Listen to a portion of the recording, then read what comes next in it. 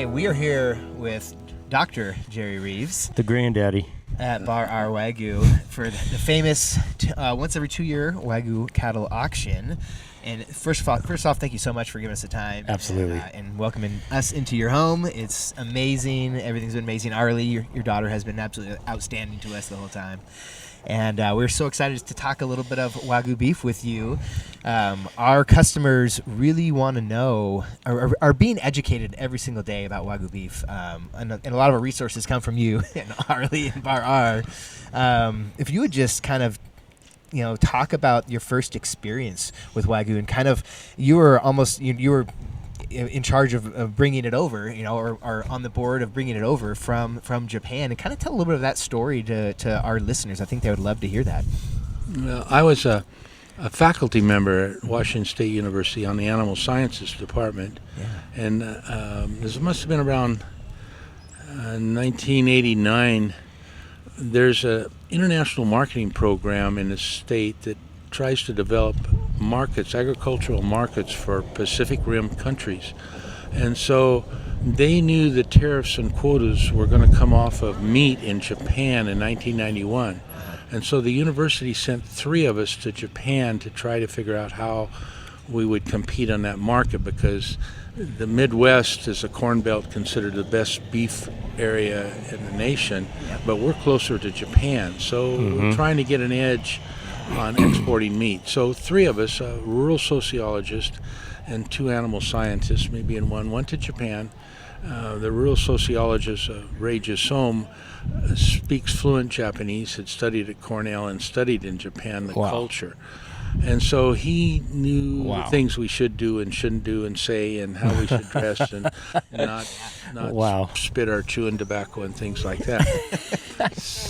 So we toured all of Japan and talked to the cattlemen. We talked to the this university people and the AI studs that developed this. And we came back to WSU saying we had never seen meat like we saw in Japan. We saw it in the restaurants, we saw it in the packing plants, and as an American, I thought our USDA choice was the best meat in the world, but I soon saw that it wasn't. Wow. So our option 1 that we thought we should do was to bring those genetics here, cross them with our cattle, feed them here, and send the meat back to Japan.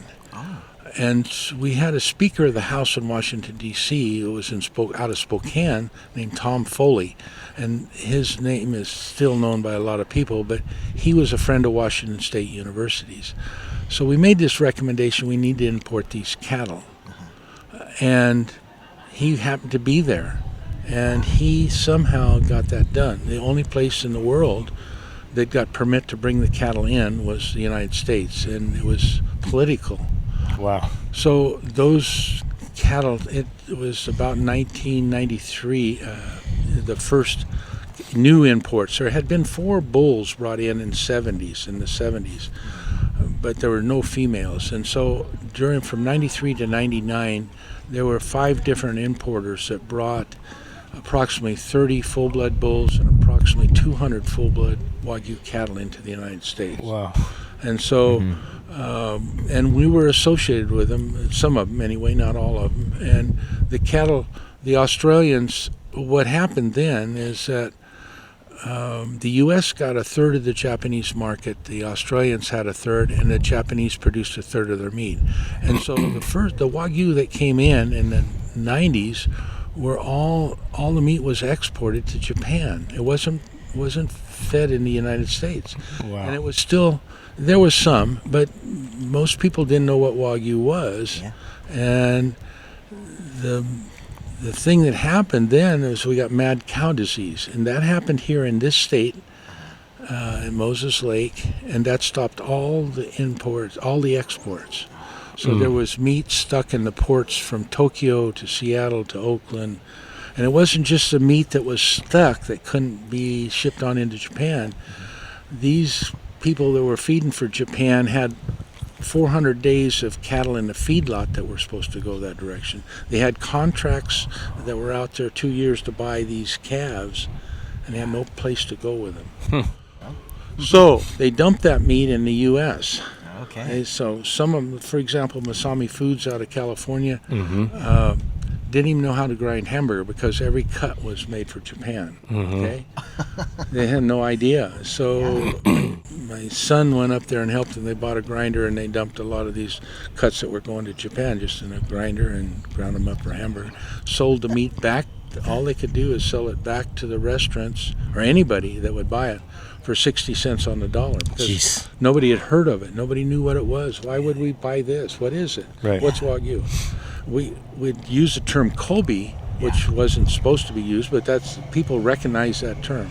Yeah. And so that 2003 turned the Wagyu industry around from being an export industry to being an industry here in the United States. Yeah.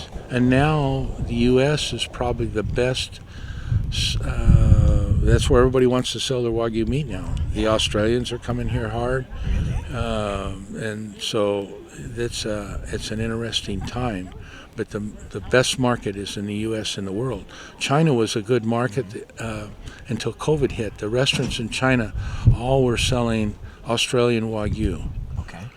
COVID hit, all those restaurants shut up. Australia had no place to go with their meat. Oh, jeez. They've turned around, they've come in here. And Over so, here. Yeah. and they're coming strong. They think they have, and they may, 48% of the meat Wagyu sold in the U.S. is coming out of Australia. Really? And so it's a bad time. I was hired at Washington State in 1970 as a sheep beef reproductive physiologist. I saw the Australians and the New Zealanders take the sheep market away from the United States in the 70s. Really? Okay. They had too many sheep. They didn't have any place to go with them. They brought them here. They lost money, but they still kept bringing them because they had them. What else are you going to do? Let them die? Yeah. Mm-hmm. And I'm hoping that's not what's happening with the Wagyu. Yeah, right? No kidding. That they take the market. They're trying. They really. So anyway, that's a kind of a story everybody thinks it's here to feed Americans. It wasn't brought here to feed Americans, but that's what's turned out. That's But crazy. So you went over there, yeah. I thought mad cow disease was going to ruin the market. I told my wife, we're done. No. And it turned it around and made it the best market in the world. Just wow. Amazing. That's incredible. Yeah, it is wild. Why do you think that it's becoming so popular now? Why do you think Wagyu beef in the United States is so popular? Well, in the 90s, and the health people said lean beef is what we should eat. Okay. Yeah. Okay. Mhm. Right. That's right. But the taste, the tenderness, it's a better product. It's All across the board. it's just a super product. It takes more. You got to have more input. Mm-hmm. But it's you guys are at the end where you see it and you see your customers. That's where it's at. They prefer it. They prefer it. It's and it's a status symbol now. It is. Mm-hmm. Certified Angus used to be the premium beef in the U.S. Yeah. Wagyu's taken that spot. It's taken over. Wagyu, and like in the presentation yesterday, there was the chart of the beef marbling scale, and Wagyu didn't even fit on that chart. It went to 1,000, and it was like, well, Wagyu was actually grading higher than that, so they had to extend the chart. That's right, and we're at a disadvantage because our USDA grading system doesn't tell us how it just goes to one place and it stops. Yeah. And the Australians and the Japanese, they have a grading system that continues on, so the higher grades. Americans don't need the high grades that the Japanese are getting or need. Yeah. It's like me. I can drink a $200 bottle of wine from France, and it's okay. But if I have to pay for it, and I can't tell the difference between a $20 bottle of wine coming out of Tri-Cities, so Americans cannot. If we were selling still to the Japanese, and the high marbling is important, but I think a prime grade with a good sized steak is. I kind of prefer an F1 Cross, to be honest. Yeah. I really like the 50-50. Yeah, my wife likes the F1 the Yeah. best. I kind of like the F2, Mm-hmm. and that's the 3/4 cross. It's a little more consistent. And the kids are kind of all over the board. They're different, but my wife, you'll have to meet her. She'll agree right with you. We'll The talk. F1. We'll talk about some F1. Yeah, Okay. F1. She likes that the best. Yeah. And I think that's what the American consumer is going to prefer all the way across, and that's a situation that we still are breeding our Angus cattle primarily. They're easy calving, so we prefer them to breed the heifers, so they're easy calving. That's how we got them started, and that's a premium product if it's fed right and handled right. Sure is. Well, I know you have a presentation you got to get to, but I wanted to ask you one last question. What do you want the world to know about Wagyu beef from you? What do you want the world to really know and understand? Well, I don't know that I can tell them anything that they don't already know. I think basically, it's a first breed of cattle that's come into the United States. It hasn't been based on muscle. It's been based on quality. Mm-hmm. And I think once people eat it and try it, that's all there is to it. It's The just, proof is in the pudding. that's Game right. over. Yeah. The meat is unbelievable. I mean, Sure I is. ate my first tried shabu shabu dish in Japan that was boiling vegetables and boiling water, and they drop slices of Wagyu into it and pick them out with the chopsticks. And I embarrassed myself. I ate this, and the Japanese are so polite, and they said, would you like some more? And I said, yeah. Yeah. And the rural sociologist poked me and said, that's costing $300 every time you say it, so don't ask for any more. Dang. So You're cut off. That's hilarious. I was quite embarrassed. I just Worth it, though, yeah. It was just I just had a few ounces. I didn't even have that much. I'm used to. I'll remember that when we're eating lunch on your patio over there. Well, it didn't cost that much. Don't worry about it. Wow. Awesome. I really appreciate your time. I know, like Yeah, you said, thanks for having us. Big day today here at Bar. We hope. Yeah, good luck. Good luck. We're hoping for the best. Yeah. So we love you, man. We appreciate you, and good luck today, and we'll see you around. Well, I was going to ask, are yeah, you seeing Australian meat come into your restaurants? Are you surely wow. got sales? We've tried it, We brought some in, yeah. and to be honest with you, It's different. it's different. We think It's almost like different. dairy cow. It's Let me. And I don't know the whole situation. The Australians have the packing plants. Their meat has the longest shelf life. They've is been that? exporting for a long time. Uh-huh. And they do. They a lot of times the carcasses to do that. If you open Australia, you don't see the purge that you see in American meat. You see the blood and yeah. they run saline through the carcass, and they take all the blood out of the animal.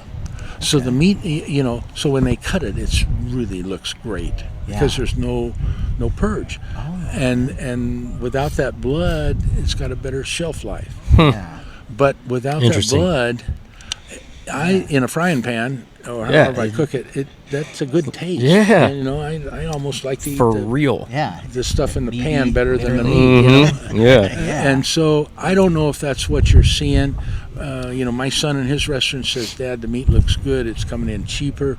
And I'm saying, all you can do is try it, and does it taste better or does it not? I don't think so. And honestly, yeah, we only sell meat that we love, and so we bring it in, and it's good. But then we'll have some American Wagyu, and we're like, it better. tastes better to It's us. better. It tastes better. We do have some Australian people who come in looking for it, but we haven't been bringing it in as much because we just don't prefer it as much. Yeah. Honestly, it's something we couldn't tell. We That's a like good- yours. Yeah, we like yours. But that's interesting. With the saline in there, so you don't get that purge. That might be it. That's odd. I couldn't put my finger on it. I was like, it just tastes a little bit different than what we're used to having. So maybe that's part of it. I don't know if that's it or not because I haven't had enough to really tell you. But I know that's a practice they have. And they can put that on the shelf in China, and it's good for a long time, longer than our stuff. Once you throw our stuff out, we don't have the shelf life, and that's one reason that they do. They don't advertise it, but that's Crazy. I did not know that. I didn't either. Yeah. so when the guys come to sell, you ask them, how come there's no blood in it? Yeah, we will.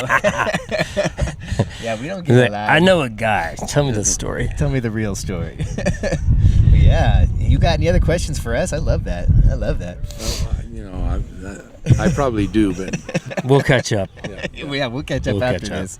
Well, I appreciate it, Jerry. Thank you once again. You have a great day, and thank you. I appreciate you being here. Oh, thanks for having us, man. It's a This true is honor. awesome. It's a true honor. It's Yeah, really great. We love it. Our fans are gonna love hearing from you. So we'll put you to work this afternoon. Absolutely. You Cutting meat or you whatever. Can do that. You know, I yeah. gotcha. Tyler brought me a Dixon shirt, so I got to put it on, and we'll we're gonna get after it.